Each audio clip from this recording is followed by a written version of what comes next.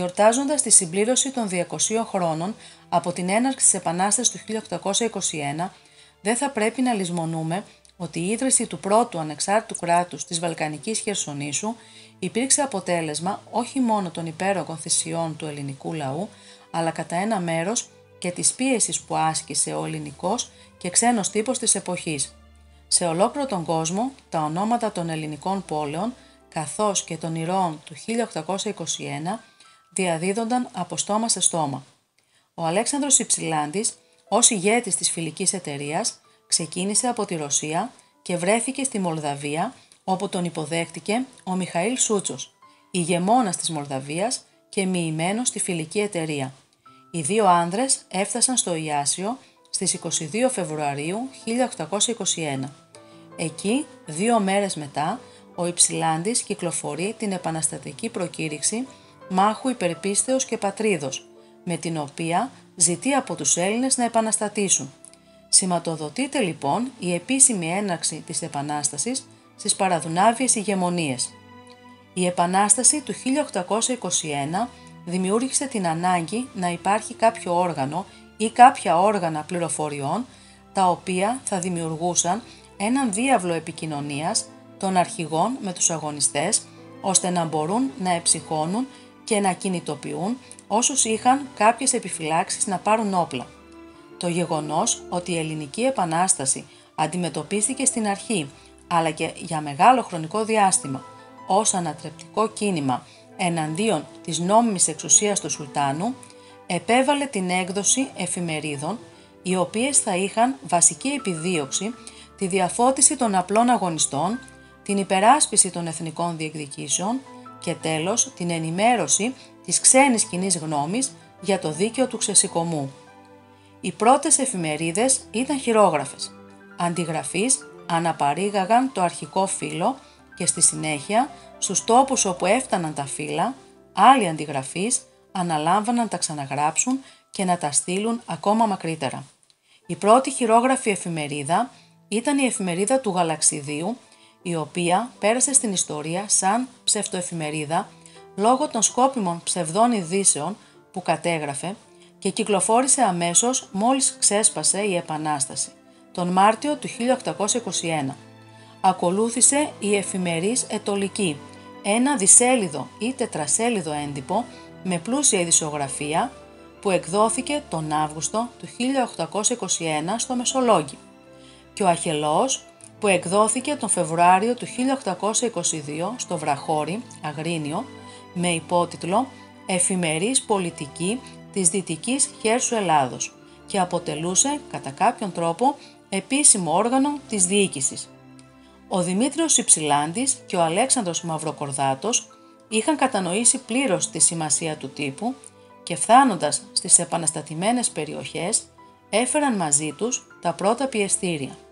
Το πιεστήριο του Υψηλάντη εγκαταστάθηκε σε ένα τζαμί στην Καλαμάτα και εκεί την 1η Αυγούστου 1821 εκδόθηκε η πρώτη έντυπη εφημερίδα του αγώνα, η Σάλπιγγς Ελληνική, με συντάκτη τον Θεόκλητο Φαρμακίδη.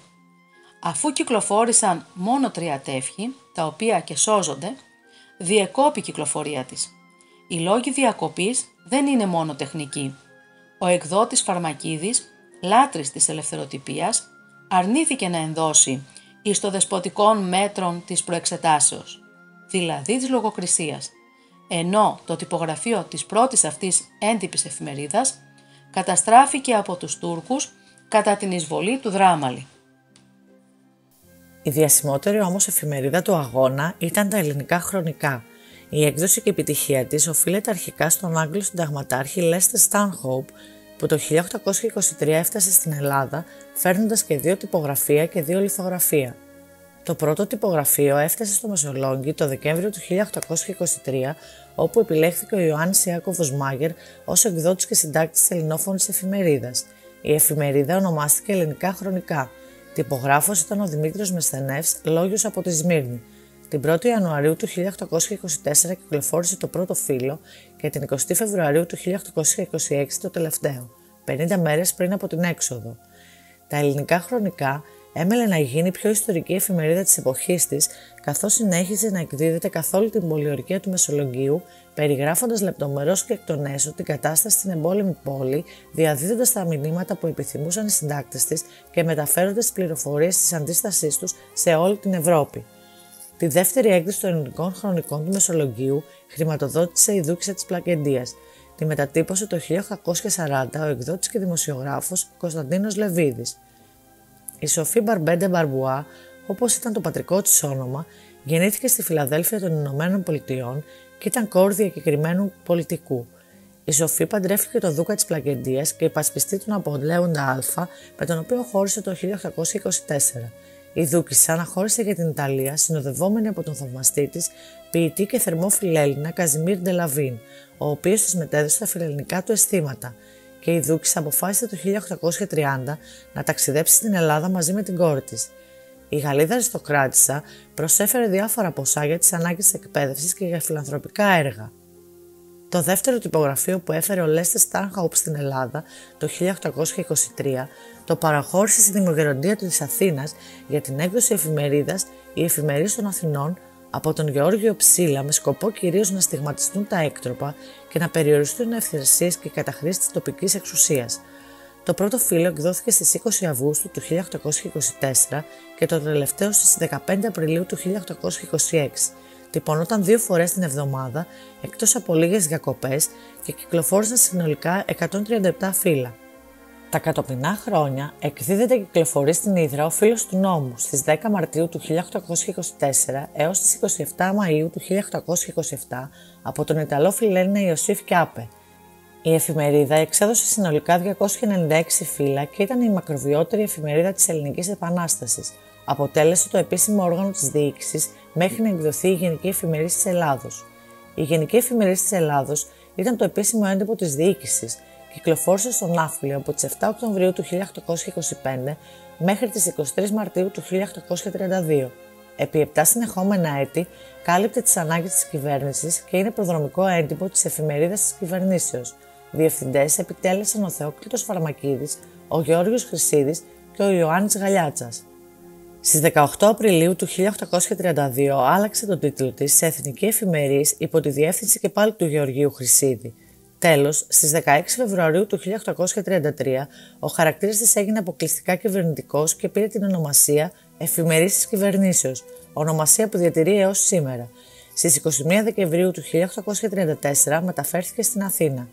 Η Ανεξάρτητος Εφημερής της Ελλάδος εκδιδόταν από το 1827 έως το 1829 και είναι η μόνη εφημερίδα που ιδρύθηκε με πρωτοβουλία του εκδότη χωρίς οικονομική στήριξη. Την ανεξαρτησία της Ανεξαρτήτου Εφημερίδος της Ελλάδος διακηρύσει ο Παντελής Παντελή, ιδραίος ναυτικός στο επάγγελμα.